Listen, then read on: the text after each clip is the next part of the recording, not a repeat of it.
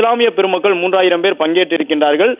ஈகை பண்பையும் நல் இணக்கத்தையும் போற்றக்கூடிய ஒரு புனித ரமலான் பண்டிகையினுடைய நிகழ்வாக இதை குறிப்பிட்டு தமிழக வெற்றி கழக தலைவர் விஜய் இந்நிகழ்வில் பங்கேற்க இருப்பதாக அறிவிக்கப்பட்டிருந்தது. அதன்படி சரியாக 6:24 மணிக்கு நோன்பு திறக்கப்பட இருக்கின்றது. தமிழக வெற்றி கழக தலைவர் விஜய் அவர் வருகை தந்திருக்கக்கூடிய நிலையில் அவரை வரவேற்பதற்காக இமாம்கள் அங்கு காத்திருக்கக்கூடிய காட்சிகளை பார்க்கின்றோம். இஸ்லாமிய பெருமக்களோடு இந்த நிகழ்வில் பங்கேற்று நோன்பு திறக்கக்கூடிய விஜய் இஸ்லாமியர்களை போன்று உடையுடுத்தி இதில் பங்கேற்றிருக்கக்கூடிய காட்சிகளை பார்த்திருக்கின்றோம்.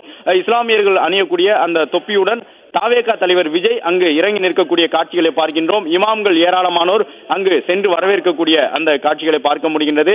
வெள்ளை சட்டை வெள்ளை வேட்டியுடன் இஸ்லாமியர்களை போன்று உடையுடுத்தி இஸ்லாமியர்களை போன்று அந்த குல்லா தொப்பி அணிந்து விஜய் பங்கேற்றிருக்கின்றார். வெள்ளை நிறத்திலான தொப்பி அணிந்து வெள்ளை நிற சட்டை வெள்ளை நிற வேட்டியுடன் தமிழக வெற்றி கழக தலைவர் விஜய் இந்நிகழ்வில் பங்கேற்றிருக்கின்றார்.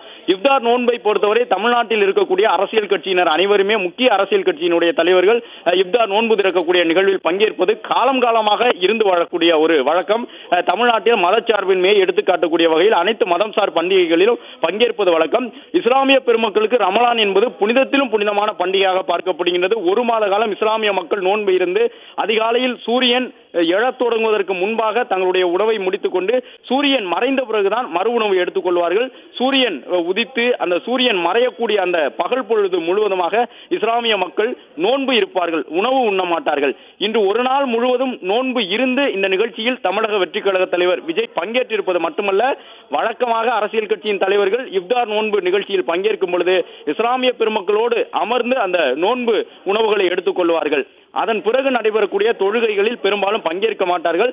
ஆனால் தமிழக வெற்றி கழக தலைவர் விஜயை பொறுத்தவரை இன்று முழுவதுமாக தன்னை அந்த நோன்பு விரதத்திற்கு உட்படுத்திக் கொண்டிருந்தார் என்ற தகவலை தமிழக வெற்றி கழகத்தினர் தெரிவித்திருந்தார்கள். நோன்பு திறக்கக்கூடிய நிகழ்வில் பங்கேற்று நோன்பு கஞ்சி அருந்தி நோன்பு திறக்கக்கூடிய அந்த நிகழ்வில் பங்கேற்பது மட்டுமல்லாமல் அதன் பிறகு இஸ்லாமிய மக்கள் சொல்லக்கூடிய அந்த மக்ரிப் பாங்கு என்று சொல்வார்கள், அந்த மக்ரிப் பாங்கு அதன் தொடர்ச்சியாக நடைபெறக்கூடிய தொழுகையிலும் தமிழக வெற்றி கழக தலைவர் விஜய் பங்கேற்க இருக்கின்றார். அந்த தொழுகை முடிந்த பிறகு தமிழக வெற்றி கழகத்தின் சார்பில் இஃப்தார் விருந்து நடைபெறும் என்றும் தெரிவித்திருக்கின்றார்கள். இந்நிகழ்வில் பங்கேற்பதற்காக தமிழக வெற்றி கழக தலைவர் விஜய் ராயப்பேட்டை YMCA மைதானத்திற்கு வருகை தந்திருக்கின்றார். வெள்ளை சட்டை வெள்ளை வேட்டி வெண்ணிற தொப்பி என்று இஸ்லாமிய பெருமக்கள் அணியக்கூடிய அந்த வழக்கமான உடைகளை உடுத்தி விஜய் வந்திருக்கின்றார். வெள்ளை நிற லுங்கி அணிந்து வெள்ளை நிற சட்டை அணிந்து இஸ்லாமிய மக்களை போன்று அந்த உடை உடுத்தி தமிழக வெற்றி கழக தலைவர் விஜய் வருகை தருகின்றார். ஏராளமான இமாம்கள் அங்கே வந்திருக்கின்றார்கள்.